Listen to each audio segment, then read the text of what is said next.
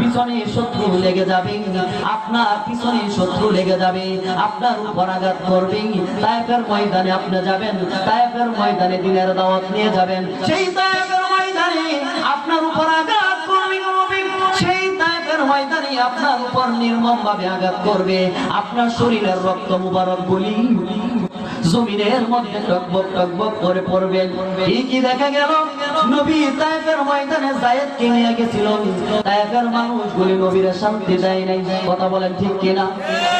তায়েফের মধ্যে নবী আমার যখন যায়েদকে নিয়ে গেল তায়েফে, নবী দ্বীনের দাওয়াত দিবে, নবী ডাক দিয়া বলে, তায়েফবাসী, আমি মক্কা থেকে আসছি, আমার নাম হলো মুহাম্মাদুর রাসূলুল্লাহ, আমি আমার মালিকের পক্ষ থেকে তোমাদের কাছে আমি কালেমার দাওয়াত নিয়ে আসলাম, তোমাদের কাছে আমি দ্বীনের দাওয়াত নিয়ে আসলাম, এক আল্লাহর দাওয়াত নিয়ে আসলাম। তায়েফবাসী, আমার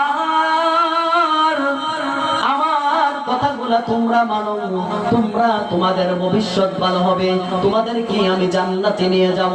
তায়েফের মধ্যে তিনটা বড় বড় সর্দার ছিল তৎকালীন সময়, তিনটা বড় বড় জালিম সর্দার ছিল। ওই তিনজন সর্দার তায়েফের সমস্ত শিশু বাচ্চা গলিয়ে লেলায় দিছে। বলে মক্কা থেকে একটা অসুস্থ রোগী মুহাম্মদ নামের একজন আসছে, মুহাম্মদকে যেখানেই দেখবে সেখানে পাথর মারবে। নাউজুবিল্লাহ। নবী আমার যখন যায়েদকে লইয়া তায়েফের ময়দানে গেল, বড় হৃদয় বিদারক ইতিহাস। নবী যখন দ্বীনের দাওয়াত দেওয়ার জন্য তায়েফের ময়দানে গেল, তায়েফের মধ্যে গেল রে, ওই তায়েফের শিশু বাচ্চাগুলি মুহাম্মদকে পাগল পাগল বলিয়া এমন ভাবে পাথর ছুঁড়তে লাগলো, নবী আমার আঘাতের পর আঘাত খাচ্ছে, নবীর মাথা ফেটে যাচ্ছে, নবীর শরীরের রক্ত মুবারক গুলি গড়াইয়া গড়াইয়া জমিনের দিকে পড়তেছে। যায়েদ কাপড় দ্বারা নবীর রক্ত গুলি মুছে দেয় রে ভাই। নবী আমার তায়েফের দিকে তাকাইয়া কান্দে আর ডাক দেয়া বলে, তায়েফবাসী,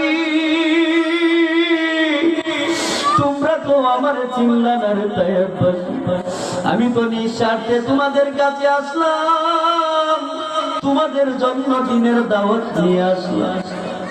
আমি তো সেই মুহাম্মদ, আমার মা নাই বাবা নাই, ছোটবেলায় আমার মা চলে গেছে, জন্মের আগে বাবা চলে গেছে, দাদাও নাই, দ্বীনের দাওয়াত নিয়ে বড় আশা নিয়ে আসছি।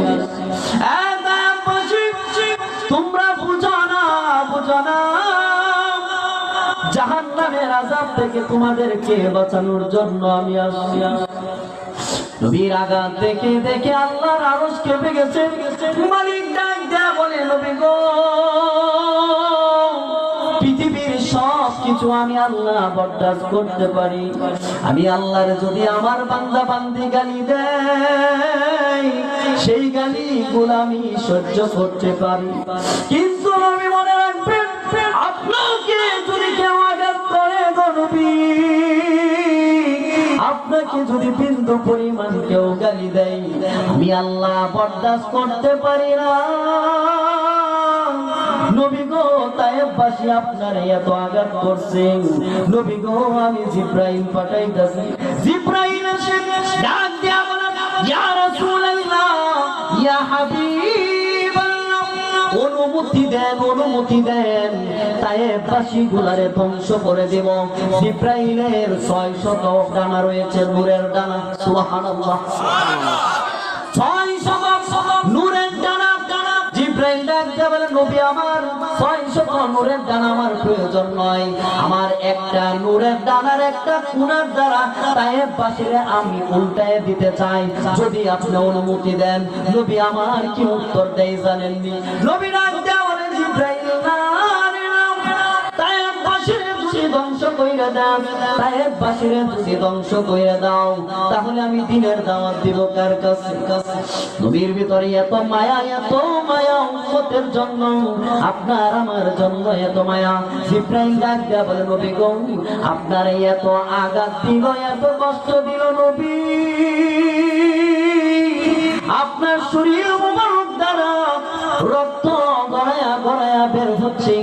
তারপরও তায়েববাসীর জন্য আপনি ভালো চান, দোয়া করেন।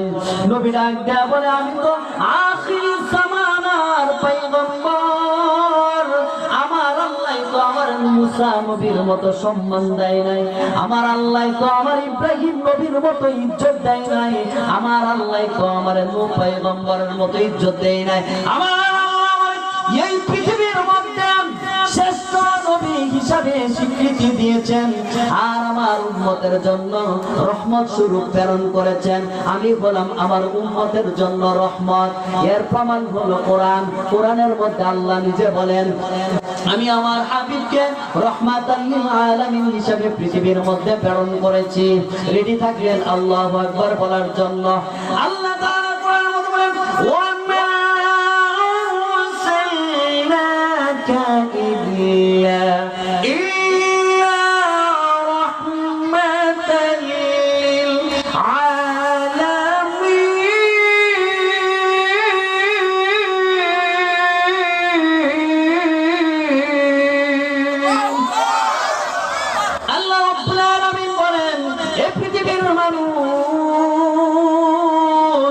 আমি আমার নবীরে এমন একটা মন দিয়েছি, এমন একটা হৃদয় দিয়েছি, আমার নবীর মনটা হলো উম্মতি।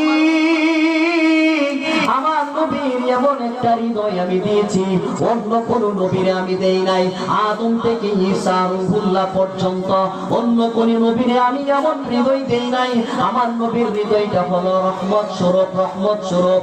আমার নবী উম্মতের জন্য রহমত স্বরূপ। আপনার আমার নবী এই পৃথিবীর মধ্যে আগমন করেছেন আপনার আমার রহমাতাল লিল আলামিন হিসেবে। সুবহান